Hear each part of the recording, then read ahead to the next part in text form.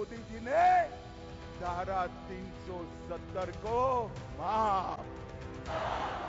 चुनाव से पहले आप मोदी जी से कुछ भी करवाना चाहते हो करवा सकते हो। अगर भीड़ से 200 लोगों ने कहा मोदी जी स्टेज पे जरा डांस कर दीजिए, हम वोट देंगे, डांस शुरू हो जाएगा। जो 20 साल में नहीं दिए आप अगला 5 साल में कहां से देंगे?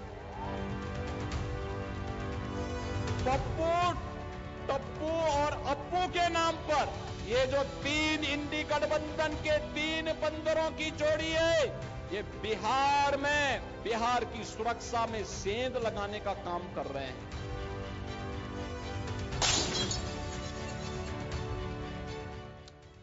नमस्कार, बहुत बहुत स्वागत है। मैं हूं अमित सिंह। आप देख रहे हैं बाहुबली बिहार चुनाव। सरकार बिहार की सियासत पर देश की सबसे बड़ी डिबेट। जी हां, बिहार में पहले चरण की 121 सीटों पर 64.66% वोटिंग हुई है। अगर दूसरे और आखिरी फेज की 122 सीटों पर भी इसी तरह वोटिंग हुई तो यह बिहार की राजनीति को पूरी तरह से तब्दील कर देगी, बदल देगी। कम से कम आंकड़े तो यही बयान कर रहे हैं। 64.66% वोटिंग एक रिकॉर्ड है। 2020 चुनाव के पहले फेज में सिर्फ 55.65% वोटिंग हुई थी। हालांकि तब चुनाव 3 फेज में हुआ और पहले फेज में सीटें भी 71 थीं। आजादी के बाद हुए कुल 17 विधानसभा चुनाव के नतीजों से साफ है कि जब बिहार में 5% से ज्यादा वोटिंग बढ़ी या घटी तो राज्य में सत्ता ही नहीं, सियासी दौर भी बदल गया। हालांकि सियासी पंडितों का कहना है कि इस बार सत्ता तो नहीं, लेकिन सियासत पूरी तरह से बदल सकती है। 1967 के चुनाव में वोटिंग में 7% की बढ़ोतरी हुई। तब राज्य में पहली मर्तबा गैर कांग्रेसी सरकार बनी। हालांकि सरकार अस्थिर रही।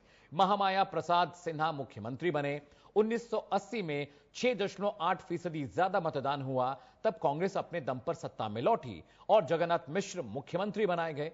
1990 का आंकड़ा कहता है कि 5.8% ज्यादा वोटिंग हुई और कांग्रेस की सत्ता से विदाई हो गई। जनता दल की सरकार बनी। 2005 में 16.1% कम वोटिंग हुई, लेकिन लालू राबड़ी शासन का अंत हो गया। नीतीश कुमार मुख्यमंत्री बने। इस बार सत्ता का बदलाव कम वोटिंग से हुआ है। तो बड़ा सवाल यह कि पहले फेज की बंपर वोटिंग क्या दोबारा जो दूसरा फेज हो रहा है वहां पर भी होगी? डिबेट की शुरुआत से पहले सियासी प्रतिक्रियाओं का दौर।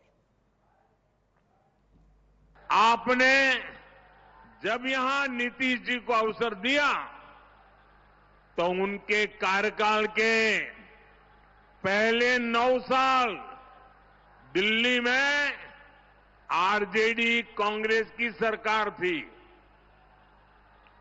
तब इन लोगों ने मिलकर दिल्ली में बैठे बैठे दिन रात एक ही काम किया, बिहार से बदला लेना। और वो लगातार बिहार के विकास में रोड़े अटकाते रहते थे। लालू जी के शासन में, राबड़ी के शासन में बारात आती थी तो बारात के साथ कट्टा लेकर आ जाते थे उगाही करने के लिए, फिरौती के लिए अपहरण होते थे, नरसंहार होते थे। 20 से ज्यादा नरसंहार बिहार में हुए और इसने, ये जंगल राज ने बिहार के कल कारखाने बंद करे, व्यापार बंद करा, बिहार को गरीब बनाने का काम किया। मगर नीतीश बाबू ने जंगल राज को समाप्त कर दिया है। आपने बिहार के जंगल राज को देखा होगा। जिन लोगों ने 2005 के पहले के बिहार के जंगल राज को, अराजकता को, गुंडागिर्दी को, भ्रष्टाचार को, अराजकता को देखा है, मेरी उनसे विनम्र अपील होगी, वे अपनी वर्तमान पीढ़ी को बताएं क्या होता है जंगल राज। ये जुनून, ये जज्बा, ये हौसला जो है 11 तारीख को भी दिखना चाहिए। और चलिए मिलकर के नया बिहार बनाते हैं, बेरोजगारी को खत्म करते हैं, पढ़ाई, दवाई, कमाई, सच्चाई और सुनवाई वाली सरकार बनाते हैं। चुनाव का समय है, उनको भी अपने कार्यकर्ताओं के मनोबल को बढ़ाए रखना है, इसीलिए वो ये सारी बातें कह रहे हैं।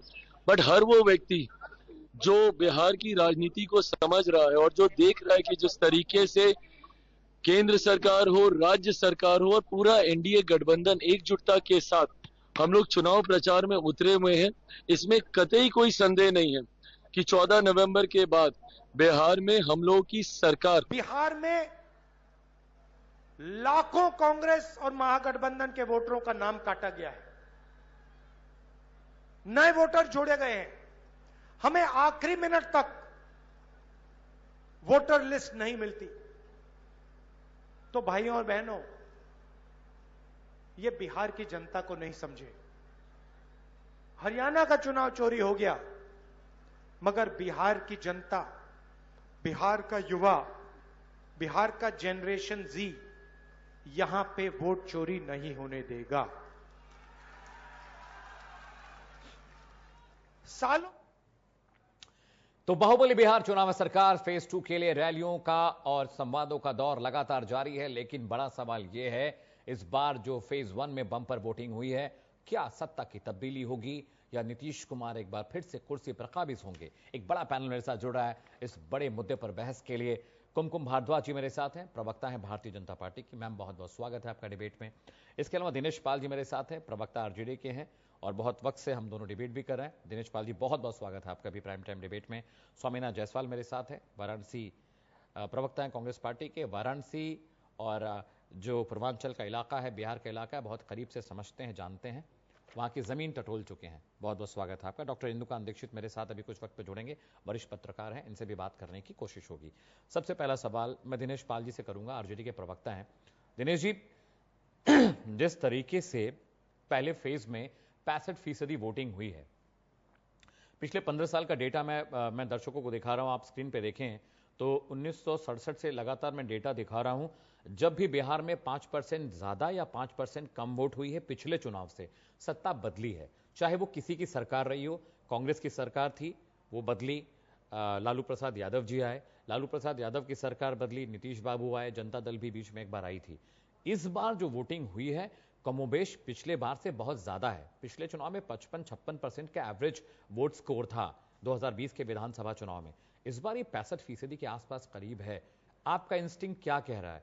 क्या नीतीश बाबू जा रहे हैं या आपको लगता है कि उनकी लोक लुभावनी योजनाओं की वजह से जो महिलाओं के लिए उन्होंने किया और बहुत सारी और भी उन्होंने योजनाएं, चाहे वो स्टूडेंट क्रेडिट कार्ड रहा हो, बिजली के बिल की बात उन्होंने की हो, लॉ एंड ऑर्डर की बात की हो, इंफ्रास्ट्रक्चर की बात की हो, तमाम चीजें जो बीजेपी अपने मैनिफेस्टो में जिस बात का बखान करती है वो काम कर गया है, या जो बिहार का नैरेटिव पिछले 30 सालों से 15-20 चुनावों से चला आ रहा है, सत्ता बदलने जा रही है?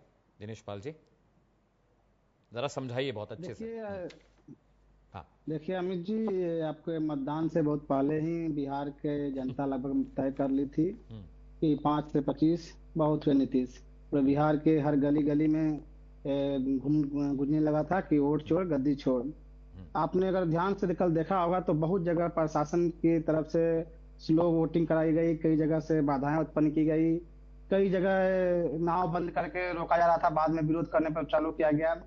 कुछ जगह से आपने यह भी देखा होगा कि कई लोगों के नाम कट गए थे, जो हम लोग को डाउट था शुरू से कि उनके नाम पहले थे, लेकिन जब कल मतदान केंद्र पे पहुंचे तो बहुतों का लगा नाम कट गया है। तो यह जो मतदान है 70 से ऊपर हुआ, 70% से अधिक हुआ होता, क्योंकि बिहार के मतदाताओं में एक जोश है, एक जुनून है कि नहीं परिवर्तन करना है, एक खटाई सरकार है उसको बदलना है। तो जो जोश और जुनून जो जनता के बीच है, खासकर युवाओं में, आपको बता दूं कि जैसे पहले चुनाव होते थे, पिछले चुनाव को देखेंगे तो उससे पहले भी, तो कई बार जो युवा थे जो बाहर पढ़ते थे पटना में, आप पटना में जानते हैं कि हर जिला के बिहार के तमाम गांवों से जा जाके पटना में तैयारी करते हैं कंपटीशन के लड़के, और कई बार वो कहते थे चुनाव में कि क्या जाना है वोट देने, गाँव में छोड़ो कोई बनेगा, वो तैयारी करते थे, पढ़ाई पे ध्यान दो।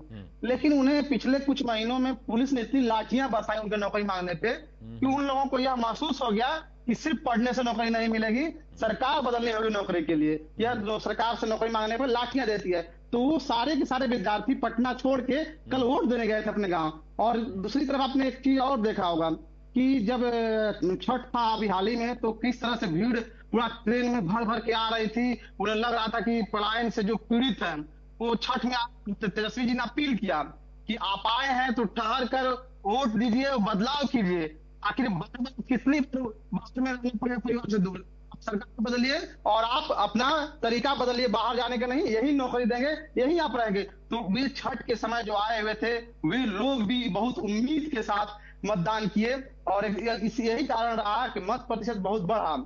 तो यह जो बढ़ा हुआ मत प्रतिशत है यह दिखा रहा है कि नहीं, बिहार के लोग अब बदलाव चाहते हैं, एक ऐसी सरकार चाहते हैं जो कॉपी पेस्ट न करे, वो विजन और विजन के साथ चले, जिसका एक लक्ष्य हो, उद्देश्य हो, जो रोड मैप हो, ब्लूप्रिंट हो, जो बिहार को गरीबी से मुक्ति दिलाए, पलायन से मुक्ति दिलाए, शिक्षा की बदहाली दूर करे, स्वास्थ्य व्यवस्था की बदहाली दूर करे और बेहतर शिक्षा स्वास्थ्य हो, और जो ड्रॉप आउट बढ़ता जा रहा है उसे रोके।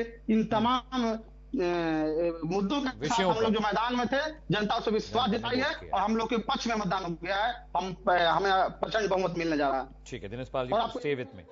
11 नवंबर को इससे अधिक मतदान होने की उम्मीद है, क्योंकि वह सीमावर्ती जिला है। ठीक है, डॉक्टर इंदुकांत दीक्षित भी मेरे साथ जुड़ चुके हैं। सर बहुत बहुत स्वागत है आपका। Is a senior journalist. मैं आता हूं सर आपके पास। कुमकुम भारद्वाज जी, मुझे एक बात बताइए, 15-16 सालों का मैं स्टडी कर रहा था आज इलेक्शन डेटा। बिहार में जनता दल की सरकार कब बनी, कब नीतीश बाबू आए, कब लालू प्रसाद यादव की सरकार बनी, कांग्रेस सत्ता में कब आई और कैसे उनका सोपड़ा साफ हो गया, कैसे उनकी विदाई हुई। डेटा ये कह रहा है कि जब भी वोट परसेंटेज में 5-6% का फर्क प्लस या माइनस होता है, सरकार बदलती है। लेकिन बहुत सारे सेफोलॉजिस्ट से भी मेरी बात हुई, जो चुनावी पंडित खुद को कहते हैं, जो समझते हैं बिहार की सियासत को, कह रहे देखिए अमित भाई, ये जरूर है कि वोट परसेंटेज बढ़ा है, लेकिन आप इसको पिछले 15 सालों के जो सिनेरियो से कंपैरिजन नहीं कर सकते।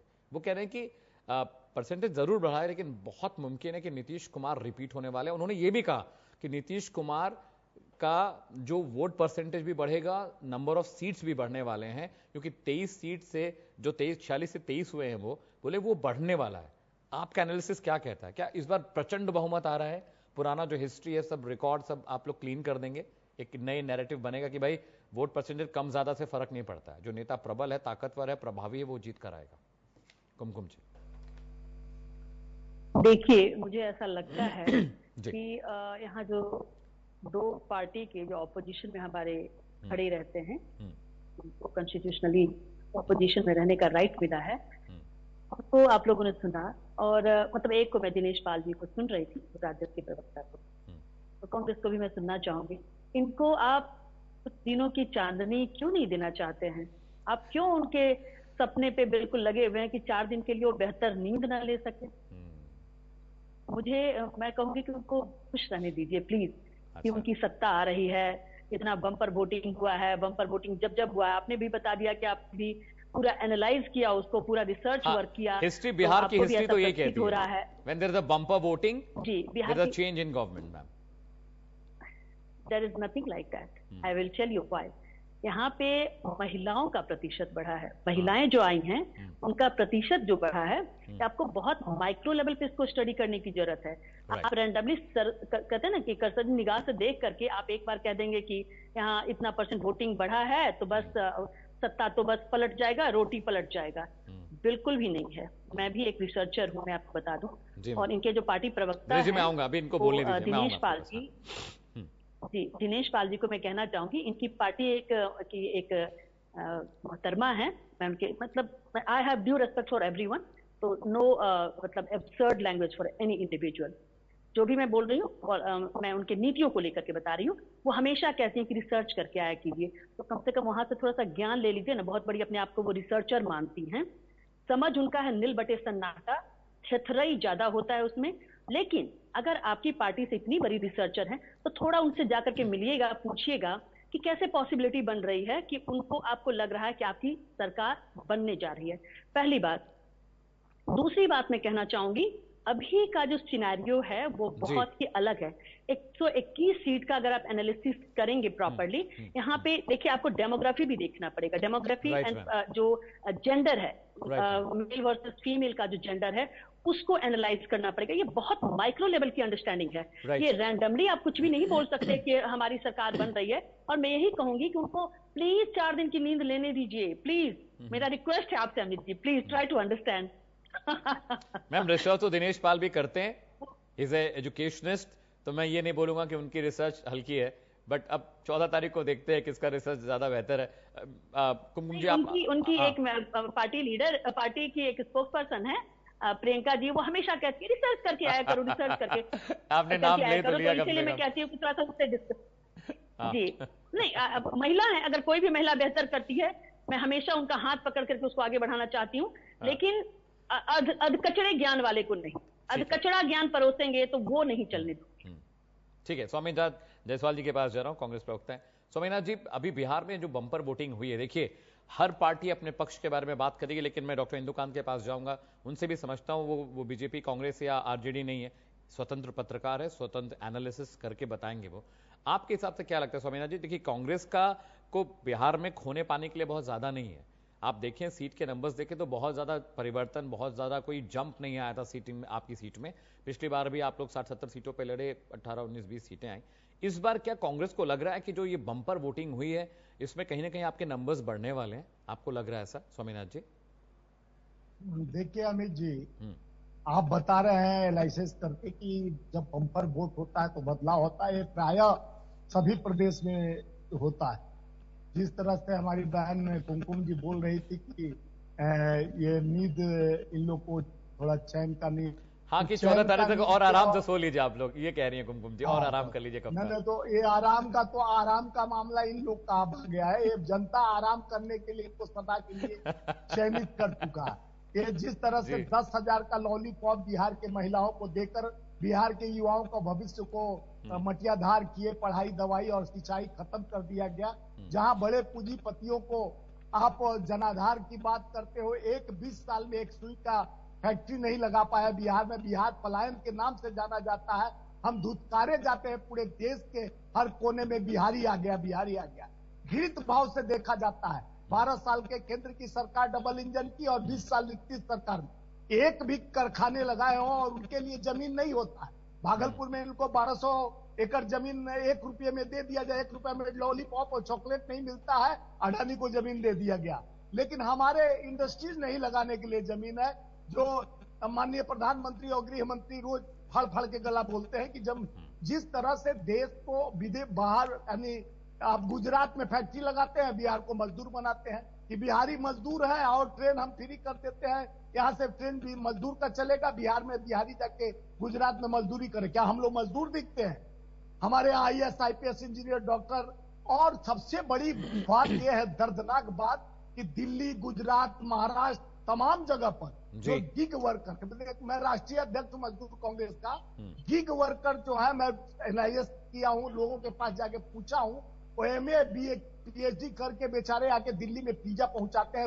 रोना आता, आंसू निकल जाता है कि इन लोग के 20 साल के दुर्दशा में बेरोजगारी, जिस तरह से माननीय प्रधानमंत्री 2 करोड़ नौकरी का झांसा देकर 2014 के बाद आए थे, भाइयों बहनों मित्रों 2 करोड़ नौकरी प्रति वर्ष दूंगा, 24 करोड़ तो यही हो गया। और बिहार को भी झांसा देने का बात की है, 1 करोड़ नौकरी देने का, जब 20 साल में आप खाक नहीं दे पाए। 12 साल में केंद्र सरकार ने 2 करोड़ का झांसा दिए, 15 लाख खाते में। अब महिलाओं को टारगेट ये लोग बना है कि अंतिम समय चुनाव आयोग से वोट चोरी का हथकंडा अपनाकर और चुनाव आयोग से लव लेटर बनाकर और लविंग पार्ट में महिलाओं को उस दिन डिक्लेयर पैसा जाता है, जिस दिन डिक्लेयर चुनाव होता है, उस दिन 10-10 हजार खाते में। और अमित शाह जी साफ बोल दिया है कि मैं लोन दिया हूं। एक पत्रकार ने पूछा उनको नेशनल चैनल पर कि ये पैसा कहां से आया, कैसे गया और क्या होगा इसका, तो कहा लोन दिया गया है, और लोन दिया गया तो सरकारी खजाने से दिया गया है इसको, तो लोन का मतलब वसूली होगा। तो ये हमारे बिहार के बहनों को झांसा देने का काम ये मध्य प्रदेश में दिए, छत्तीसगढ़ में दिए, ठीक है, दिल्ली में 2,500 रुपया देने का बात। अमित जी एक minute, let me finish. Delhi में भी 2,500 रुपया की बात कहा, पूरे 22 राज्यों में 500 रुपया का सिलेंडर, यही सिलेंडर का भाव बढ़ा दिए। और ये पहले ट्रंप के सामने तो सिलेंडर हो गए, देश को भी सिलेंडर का झांसा दिखा के दिवाली और होली को फ्री सिलेंडर की बात करते हैं। अब बिहार को झांसा देने के लिए चले हैं प्रधानमंत्री जी, और लोग झांसा में नहीं आने वाले हैं। ठीक है 11 तारीख को डॉक्टर इंदुकांत वेट कर रहे हैं, बढ़ेगा। ठीक है, ठीक है, ये वोट परसेंटेज बढ़ेगा और 75% पर जाएगा। चलिए, अब बिहार बदलाव की तरफ है, युवाओं में जोश है। I am very sure Swaminath ji, जो आप कह रहे हैं वो हो वैसा हो। आई एम वेरी श्योर कि ऐसा हो कि बिहार में बदलाव हो। डॉक्टर इंदुकांत जी, मैं ये समझना चाह रहा हूं, जो पैटर्न रहा है बिहार में वोटिंग का पिछले 15-20 इलेक्शंस का, जो स्टडी करके मैं कुमकुम जी से भी कह रहा था, आपका एनालिसिस क्या कहता है? क्या इस बार जो बम्पर वोटिंग हुई है 65%, फेज 2 में भी ज्यादा वोटिंग की आपको उम्मीद है? और क्या सत्ता बदलने वाली है या आपको लगता है नीतीश बाबू और थंपिंग मेजोरिटी से रिपीट करने वाले हैं, एनडीए फिर से आ रही है? क्या लग रहा है आपको? जी नमस्कार अमित जी, हमारे जितने को पैनलिस्ट प्रणाम को सर। मेरा नमस्कार। प्रणाम सर। आपने जो एनालिसिस किया अपने कार्यक्रम में वो बिल्कुल सटीक है। और अमूमन जो भी, जैसा आपने कहा कि जितने भी सेफोलॉजिस्ट हैं वो जब बात करते हैं तो ज्यादातर केसेस में ऐसा ही होता है कि जब बड़े पैमाने पर वोटिंग का पैटर्न बदलता है या वोट्स ज्यादा पड़ते हैं तो सत्ता परिवर्तन का इंडिकेशन होता है। लेकिन इसके मैं चूंकि मैंने सेफोलॉजी पे काफी सारा काम भी किया है एज ए जर्नलिस्ट, तो उस पे दो और बड़े कारण भी होते हैं। जी सर। एक कारण होता है जब दो ग्रुप्स में या दो पार्टियों में या दो महागठबंधनों में कांटे की टक्कर होती है तब भी वोटिंग परसेंटेज बढ़ता है। और उसका कारण क्या होता है अमित जी, मैं आपको बताऊं कि लड़ाई आन बान शान की होती है और पता होता है कि बहुत कम वोट से, बहुत कम मार्जिन से लड़ाई है सत्ता में रहने और सत्ता से बाहर होने की। इसलिए अपने जितने भी कार्यकर्ता होते हैं, अपने सपोर्टर्स होते हैं, अपनी समझ के हिसाब से जो अपने वोटर होते हैं उनको लोग चुन चुन के उनके घरों से प्रयास करके डिफरेंट पॉलिटिकल पार्टीज निकाल कर बूथ तक लाते हैं। इस कारण से भी वोटिंग परसेंटेज कई बार काफी हो जाता है। और मैं आपको इसका एग्जांपल दूंगा कि इस जंग की फाइट्स जहां जहां भी देश में आप देखेंगे पॉलिटिकल हिस्ट्री में हुई है, जहां नेक टू नेक फाइट थी वहां पे भी वोटिंग परसेंटेज बढ़ जाता है। दूसरा, जब सरकार के किसी नीति को लेकर के बड़ा विरोध हो या किसी नीति को लेकर के बड़ा समर्थन हो जी, तब भी वोटिंग परसेंटेज इस तरह से बढ़ जाता है। इसका उदाहरण है, आपको याद होगा कि जो अयोध्या का आंदोलन हुआ था या वीपी सिंह के समय में जब उन्होंने बैकवर्ड क्लास को आरक्षण दिया था, उस समय जो वोटिंग परसेंटेज बढ़ा था चुनाव में, आम चुनाव में, वो उसके पीछे एक बड़ा कारण था अयोध्या वाले मामले में अयोध्या का आंदोलन, राम मंदिर के समर्थकों का, उनके राम भक्तों का बड़े पैमाने पर बढ़ चढ़ के वोट करना। और जब बैकवर्ड क्लास को आरक्षण दिया था वीपी सिंह की तत्कालीन सरकार ने, तो उस समय उसके पक्ष में जिन लोगों को लगता था कि कहीं ये लोग सत्ता से बाहर हुए तो हमारे आरक्षण को रिव्यू न कर दिया जाए, तो उस तरह के लोगों का, उसके समर्थक, आरक्षण के समर्थक लोगों का वोटिंग में बढ़ चढ़कर हिस्सा लेना भी बड़े पैमाने पर वोटिंग का कारण था। लेकिन आप देखिए कि बड़े पैमाने पर उस तरह के लोगों के वोटिंग में भाग लेने के बावजूद आपने देखा 1991 में सत्ता परिवर्तन। क्यों? क्योंकि जो उस समय लोग थे, होना क्या चाहिए था कि जो जनता परिवार थी, जनता दल था, उसके समर्थक लोगों की ही सरकार रिपीट होनी चाहिए थी। क्योंकि ये एक बड़ा क्रांतिकारी परिवर्तन था जो मंडल कमीशन का रिपोर्ट लागू हुआ था। लेकिन जो लोग वोट लेने वाले थे उन लोगों में इतनी मारा मारी थी, इतनी टूट फूट मच गई, आपस में प्रतिद्वंदिता थी, सारे नेतागण थे, पॉलिटिकल पार्टी के बजाय नेताओं की संख्या ज्यादा थी, तो जनता ने वोट किसको दिया? जनता ने फिर से कांग्रेस के नेतृत्व में चुनाव को सरकार बनाने का काम किया। अब इस बार जो वोटिंग परसेंटेज अधिक बढ़ा है, मैं अमित जी देखता हूं इसको इस रूप में कि एक तो दोनों महागठबंधनों के बीच में बड़ी लड़ाई है और कांटे का टक्कर है, बिल्कुल कट थ्रोट कंपटीशन, जो एक शब्द उपयोग करते हैं अंग्रेजी में, उस तरह का कंपटीशन। और जो डिफरेंट सर्वेज आ रहे थे शुरुआती दौर में, 1-1.5 महीने पहले आपने देखा कि कई सर्वे बिल्कुल नेक टू नेक फाइट दिखा रहे थे। कई सर्वे दिखा रहे थे कि मुख्यमंत्री की दौड़ में तेजस्वी आगे हैं, लेकिन सरकार बनाने की दौड़ में बीजेपी और एनडीए आगे है। अब चुनाव जब आ गए, इसके ईद पे जो सर्वे हो रहे थे आपने देखा होगा कि उसमें यह दिखाया जा गया कि अब एक एज एनडीए को मिल गया। और वोटिंग का जो पैटर्न है जिसमें महिलाओं ने बढ़ चढ़कर वोट दिया है, हमें ऐसा लगता है कि जो चुनाव के ठीक पहले 10,000 रुपए महिलाओं के खाते में डाले गए, उसका एक बड़ा इम्पैक्ट चुनाव में पड़ रहा है। और इसके पड़ने की आशंका को देखते हुए ही अंतिम दौर में आपने देखा चुनाव के पूर्व संध्या पे, वोटिंग के पूर्व संध्या पे तेजस्वी जी ने क्या घोषणा की मंच से? उन्होंने कहा कि हमारी सरकार आएगी तो मकर संक्रांति के दिन सभी महिलाओं के खाते में जोड़ कर करके 10 महीने का हम 25,000 रुपए डाल देंगे, जो 2,500 की उनकी योजना है। ये बात दर्शाती है कि महागठबंधन के लोगों को इस बात का आकलन हो गया है कि ये 10,000 रुपए का जो स्वरोजगार के लिए, रोजगार के लिए ये योजना लेकर के एनडीए गठबंधन आई है, इसका इन चुनाव पे बड़ा प्रभाव पड़ रहा है और इसके चलते ही ये अंतिम घोषणा उन्होंने मंच से की। अब तो देखिए ये वक्त बताएगा जब 14 नवंबर को मतगणना होगी कि ऊंट किस करवट बैठा, लेकिन महिलाओं का बढ़ चढ़ के वोटिंग में पार्टिसिपेट करना कहीं न कहीं नीतीश कुमार के समर्थन की ओर संकेत करता है। और एक लास्ट बात मैं कह दूं, जो आरजेडी के प्रवक्ता को मैं सुन रहा था, तेजस्वी जी एक बात बहुत इनोसेंटली कई बार मंच से और पत्रकारों से बात में भी कहते हैं कि जब मैं इतना नन्हा था, शिशु था, उस समय के आरोप हमारे खिलाफ भ्रष्टाचार के हैं और उनमें हम जमानत पे हैं, जिसमें लैंड फॉर जॉब्स का मामला है मुख्य रूप से। मैं ये मानता हूं, मैंने झारखंड में एक बार यहाँ के मुख्यमंत्री जो हैं हेमंत सोरेन जी का इंटरव्यू करते हुए उनसे कहा था कि आप पे एक छोटी सी जमीन अलॉट कराने का अपने नाम से आरोप था, जिसमें था कि आपने सत्ता का दुरुपयोग किया कॉन्स्टिट्यूशनल पोस्ट पे होते हुए। Right sir. हमने उनसे कहा कि एक राज्य के मुखिया के तौर पे जनता ने आपको चुना, एक इतने छोटे से भ्रष्टाचार के मामले में पूरे देश दुनिया में एक राज्य का मुख्यमंत्री बदनाम होता है, ये कितनी शर्म की बात है। आप इससे क्या बच नहीं सकते थे? उन्होंने स्वीकार किया ऑफ द रिकॉर्ड की हाँ ये हमसे गलत हो गया। मैं यही तेजस्वी जी से सवाल पूछना चाहता हूं, अगर लैंड फॉर जॉब का आरोप उनके खिलाफ है, उसके डॉक्यूमेंट्री एविडेंस भी तमाम हैं कि रांची में बीएनआर होटल दे दिया गया, जॉब के लिए जमीन लिखवा लिया गया, पटना में कई ऐसे प्राइम लैंड दिए गए, क्या अच्छा नहीं होता कि तेजस्वी जी आगे आकर कहते कि ये जितना भी जनता की चीजें थे ये आरोप थे।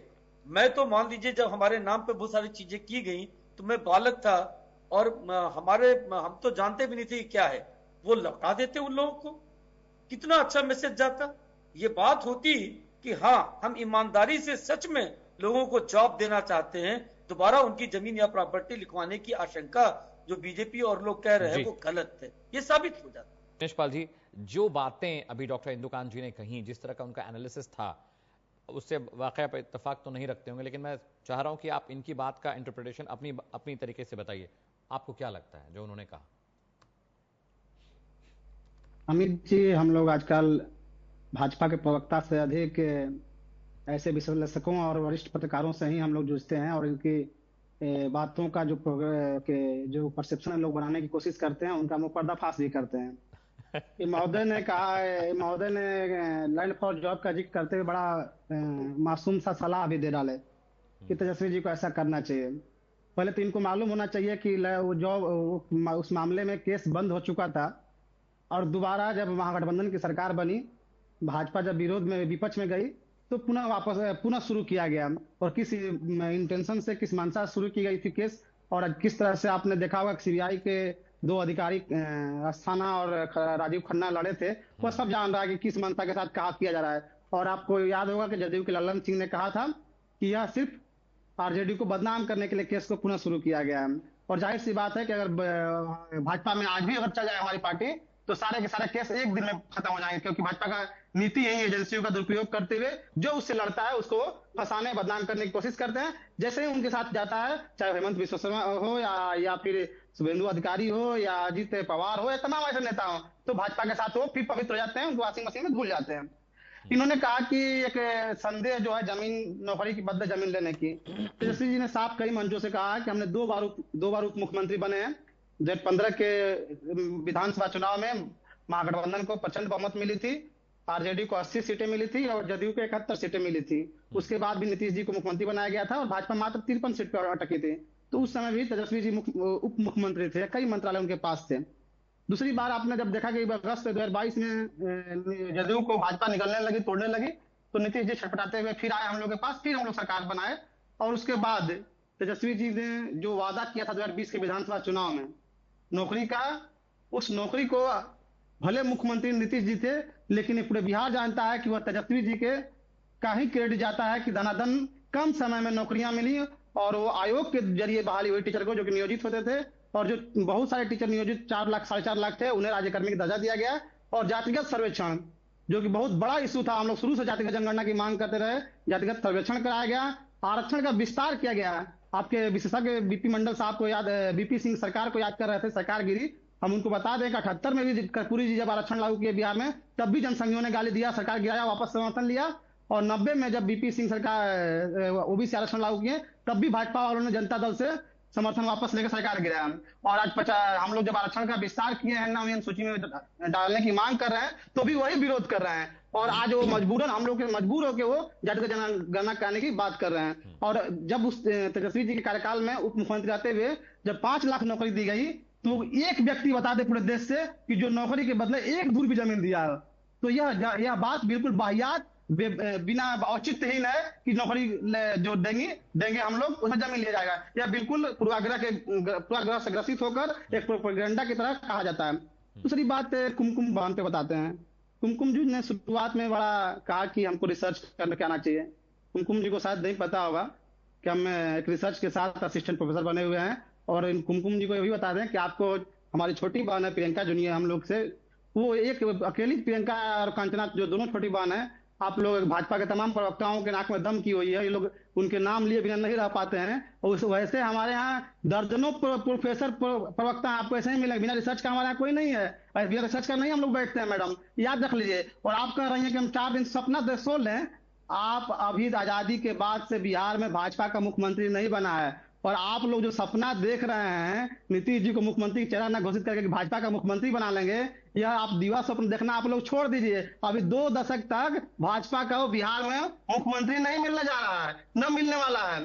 और आपने एक चीज और देखिए कि भाजपा के जितने नेता आते हैं जी, चाहे वो असम का मुख्यमंत्री हो या उत्तर प्रदेश का मुख्यमंत्री हो, अमित शाह हो, नड्डा हो, मोदी हो, कोई भी अपनी उपलब्धि क्यों नहीं बता पाता है, कोई अपना काम क्यों नहीं बता पाता? आखिर क्या उनकी वजह है कि कुछ जंगल राज शब्द परिवार पे बात करते हैं, जबकि उनके महागठबंधन में मांझी, कुशवाहा, पासवान, यहाँ तक कि सम्राट चौधरी, अशोक चौधरी, विजय सिन्हा, तमाम के तमाम परिवार वाले हैं। यहाँ तक कि परिवार पे जब बोलते हैं अमित शाह, उनको लाज नहीं लगती है। उनका बेटा जिसको बल्ला नहीं पकड़ने आएगा, वह तो क्रिकेट चला रहा है, बीसीसीआई या आईसीसी का चेयरमैन बन रहा है, बल्ला वही नहीं पकड़ने आता। वो कौन सी योग्यता से बना हुआ है? दूसरी बात, बिहार की जनता की जब बात कर रहे हैं कि मतदान में महिलाओं का मत प्रतिशत ज्यादा गया है, तो आपको याद होगा अमित भाई, 2020 के विधानसभा चुनाव में भी महिलाओं का मत प्रतिशत अधिक था।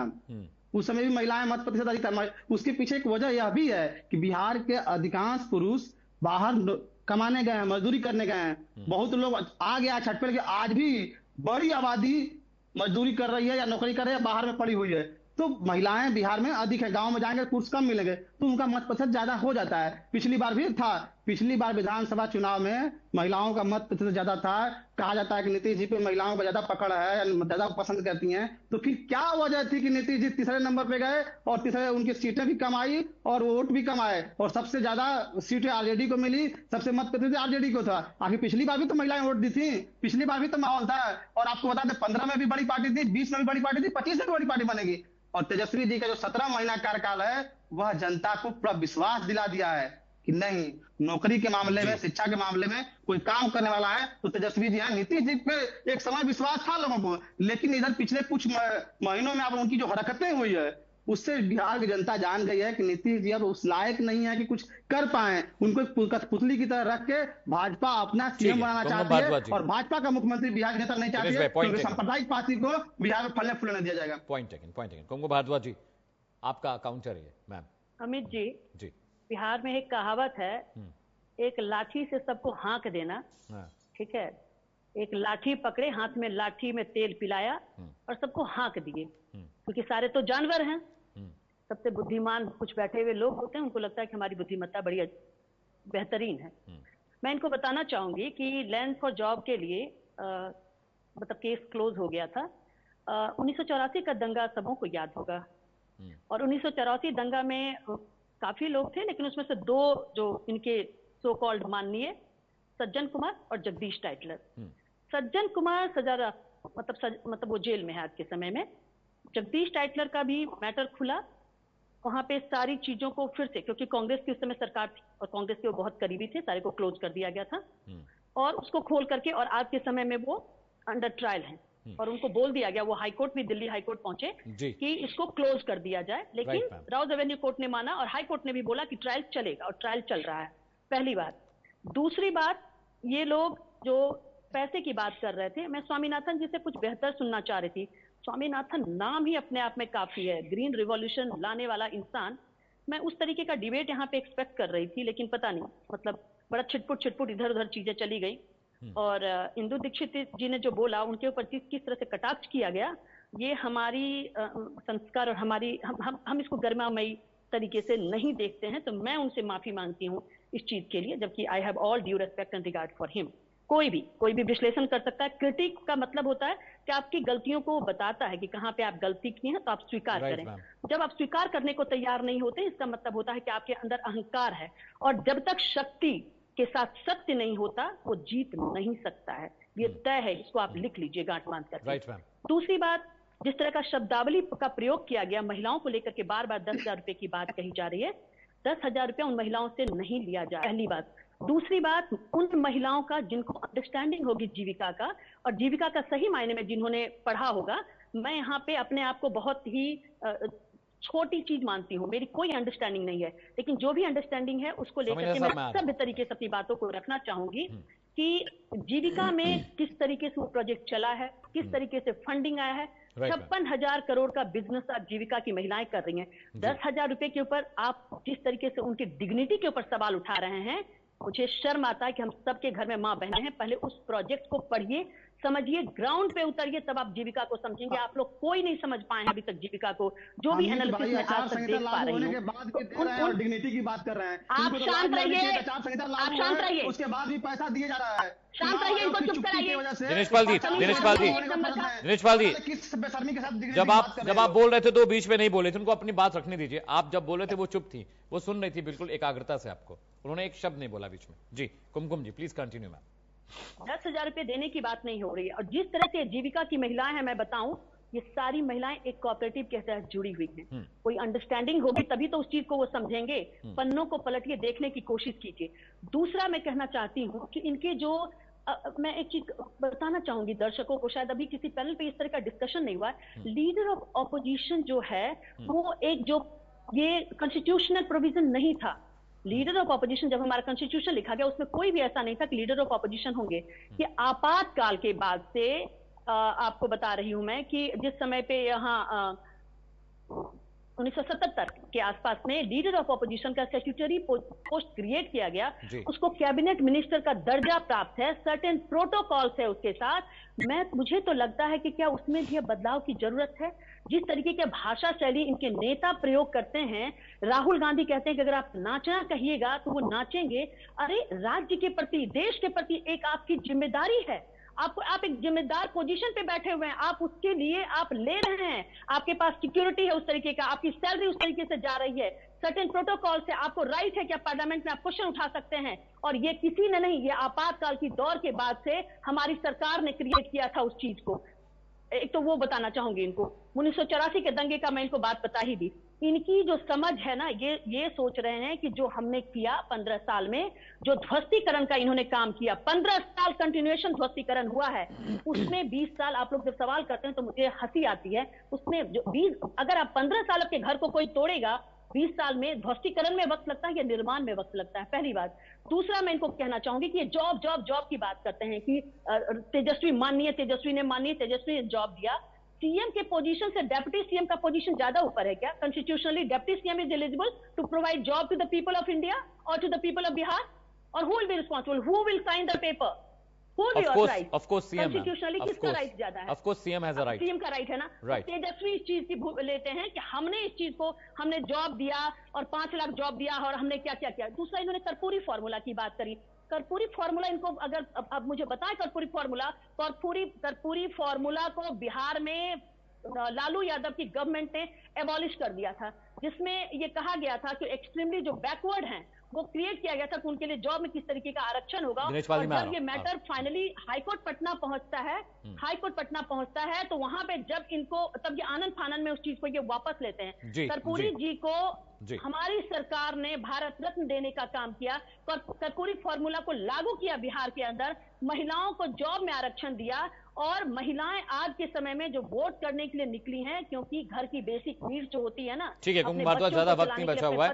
दिनेश पाल जी, थोड़ा सा जवाब मुझे स्वामीनाथ जी के पास जाना है। दिनेश पाल जी, आप अपनी बात रख चुके हैं।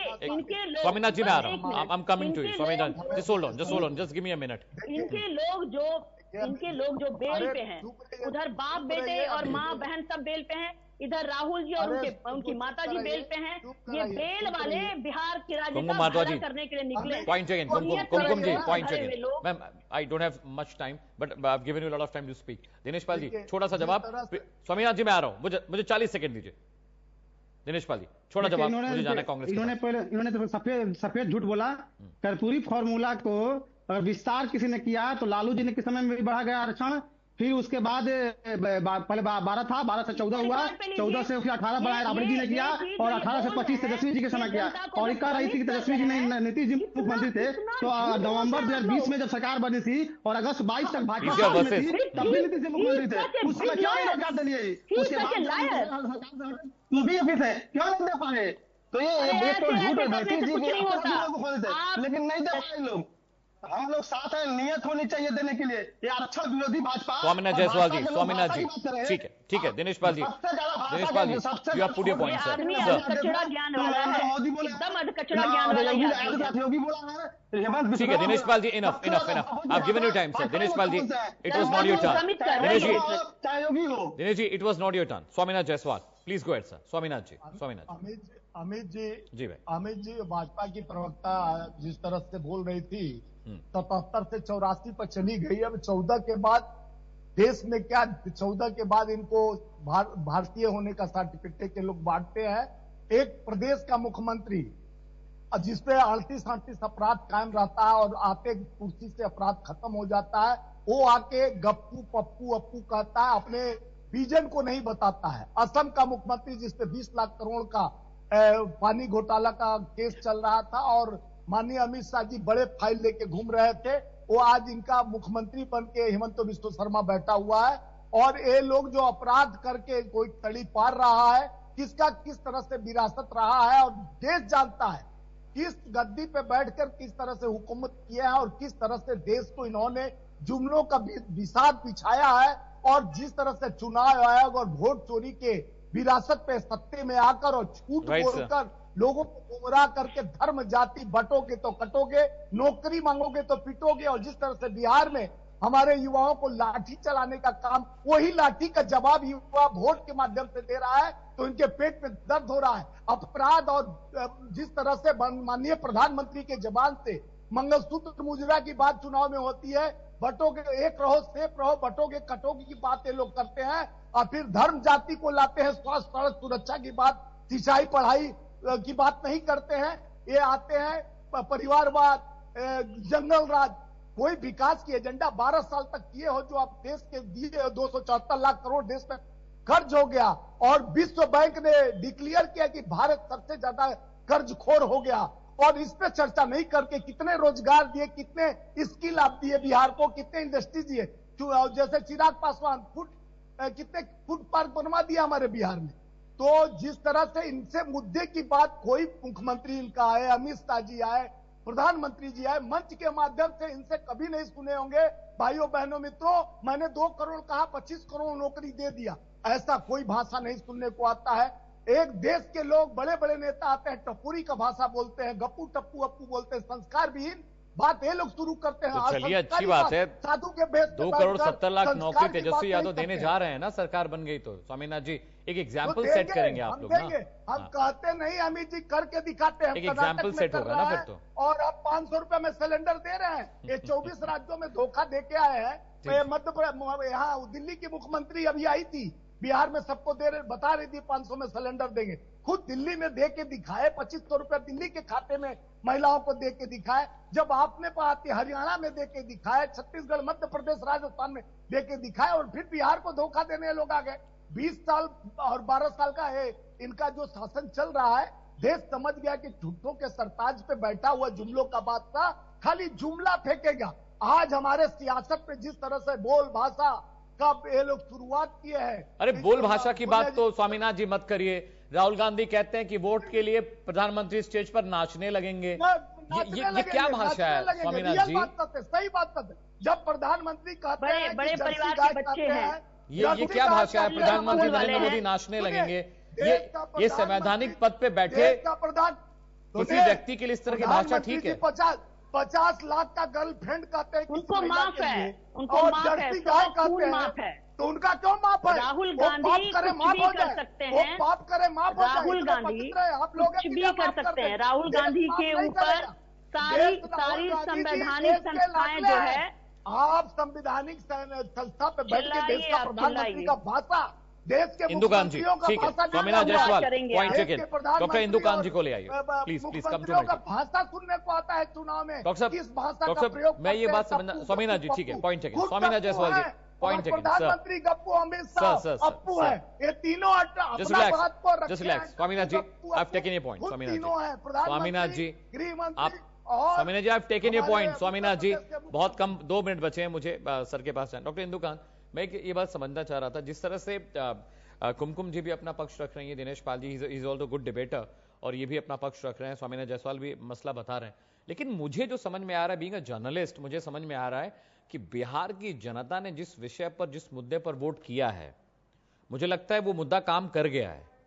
जिस विषय पर वोटिंग हुई है, मुझे लगता है वो मुद्दा काम कर गया है, वो एक्सेसिबल हो गया है, हर वोटर के मन में वो बात रही थी, इसीलिए फर्स्ट फेज में वोटिंग हुई है और मुझे लगता है दूसरे फेज में भी उन्हीं मुद्दों को रखकर जनता वोट करने जा रही है। और मेरा बहुत गट फीलिंग मेरी ये आ रही है कि पिछले चुनावों की जो हिस्ट्री, ज्योग्राफी, केमिस्ट्री रही है, वो इस बार बदलने वाली है। व्हाट डू यू से सर? डॉक्टर इंदुकांत जी, देखिए, सबसे पहले तो मैं कुमकुम जी को धन्यवाद दूंगा कि उन्होंने बिहार की संस्कृति और सम्मान की बात कही और व्यक्तिगत तौर पे हमारे लिए उन्होंने सम्मान की बात कही, बहुत बहुत धन्यवाद। जहां तक मिस्टर दिनेश पाल की बात है, उन्होंने बहुत सारे कटाक्ष और बातें कही, ये तो देखिए उनकी अपनी सोच और उनकी संस्कृति को रिफ्लेक्ट करता है। मैं तो सिर्फ एक बात उठाता हूँ कि देखिए, जनता बिहार की सारी बातें समझती है और बिल्कुल आपने ठीक कहा कि उन्होंने फर्स्ट राउंड में जो वोट करने के लिए जो अपनी चीजें तय की, वही बातें सेकंड राउंड में भी काम करेंगी। अब उसमें कोई मेजर शिफ्ट नहीं होने। Right sir. देखिए, आरक्षण की बात हो रही थी। आरक्षण को कर्पूरी ठाकुर से जोड़ा गया कि उन्होंने फार्मूला दिया, बाद में एबॉलिश करने की बात हुई, फिर दोबारा जैसा पाल जी ने कहा कि भाई लालू जी लेके आए, अब उन्होंने कहा कि मांग किया कि हमने, हमारी सरकार ने पास करके भेजा कि इसको संविधान की अनुसूची में डाल दीजिए जिससे कि उसमें सुप्रीम कोर्ट हस्तक्षेप न कर सके। मैं पूछना चाहता हूं कि अगर ईमानदार प्रयास है तो यूपीए 1 यूपीए 2 में सरकार थी 10 साल आरजेडी के सपोर्ट से, आपने ये काम क्यों नहीं किया? और जहां तक देखिए, इसी तरह से महिलाओं के आरक्षण की बात, महिला के आरक्षण पे, महिला आरक्षण के बिल को जिस तरह से तार किया गया, टुकड़े टुकड़े किया गया, आपको नाम याद होगा अमित जी, राजनीति प्रसाद। स्वयं चारा घोटाले में जिस दिन कन्विक्शन हो रहा था लालू जी का, फाइनल आर्ग्यूमेंट हो रहा था, मैं कोर्ट में था उनका कवर करने के लिए, उन्होंने कोर्ट को इंट्रोड्यूस किया कि ये राजनीति प्रसाद थी, वो टुकड़े टुकड़े किए गए थे, ये सम्मान था महिलाओं के आरक्षण के लिए, महिलाओं के, उसको किसने किया? तो देखिए, इस तरह की बातें कहना और जमीन पे उतारना और गाली गलौज करके ये किसी पार्टी की बात कर रहे हैं, आप निष्पक्ष बात भी कहेंगे, वो बात अगर किसी पार्टी के अगेंस्ट जाती है तो आपको खराब लग सकता है, लेकिन आप उसके अस्मिता पे सवाल न उठा करके कहते हैं ना कि एक अंगुली किसी को दिखाई तो 3 अपनी तरफ होता है। मैं मानता हूं अमित जी कि इन चुनावों में जिस प्रकार से महाराष्ट्र में महिलाओं के मामले में सरकार की नीति का सरकार को फायदा हुआ, ये बात शुरू हुई थी मध्य प्रदेश से, और इस बात में कोई संदेह नहीं है कि बिहार में ही नीतीश कुमार जी की सरकार ने लड़कियों को साइकिल दिया था और घंटी बजा के हो जाती थी। तमाम सोशल सर्वेक्षण हुए हैं कि उससे बिहार के सामाजिक ताने बाने में बड़ा तब्दीली आई है। Thank you so much sir. इस बार भी दिख रही है। बाकी तो देखिए, समय आपके पास कम है, ये जनता है, ये पब्लिक है, ये सब जानती है, वो अपने मतों को बहुत नाप करके तौल कर देगी। ठीक है डॉक्टर इंदुकांत, ज्यादा वक्त नहीं मेरे पास। दिनेश पाल जी, मैं 20 सेकंड दे रहा हूं, इससे अधिक मेरे पास नहीं है। ठीक है सर, दिनेश पाल जी 20 सेकंड। मैम कुमकुम मैम, बिल्कुल टाइम नहीं मेरे पास। हिंदुकांत जी जो बोल रहे थे कि महिला आरक्षण का विरोध, महिला आरक्षण का हम लोग कभी विरोध नहीं कर रहे थे। हम लोग उसके जो नियत था उसमें, महिला आरक्षण में हम लोग उसमें भी कैटेगराइज मांग कर रहे थे। महिला में भी कैटेगरी होती है, उस समय महिला में कैटेगरी की बात नहीं हो रही थी, इसलिए हम लोग विरोध कर रहे थे। स्पष्ट कर लीजिए आप पहले। दिनेश पाल जी बहुत बहुत शुक्रिया। कुमकुम जी बिल्कुल वक्त नहीं, कुमकुम जी मैं माफी चाहता हूं, very sorry to, I don't have time. बहुत बहुत शुक्रिया आप तमाम डिबेटर्स का। दिनेश पाल जी आपका शुक्रिया, कुमकुम जी आपका भी बहुत बहुत शुक्रिया, स्वामीनाथ जायसवाल जी आपका भी बहुत बहुत शुक्रिया, और डॉक्टर इंदुकांत दीक्षित भी हमारे साथ थे।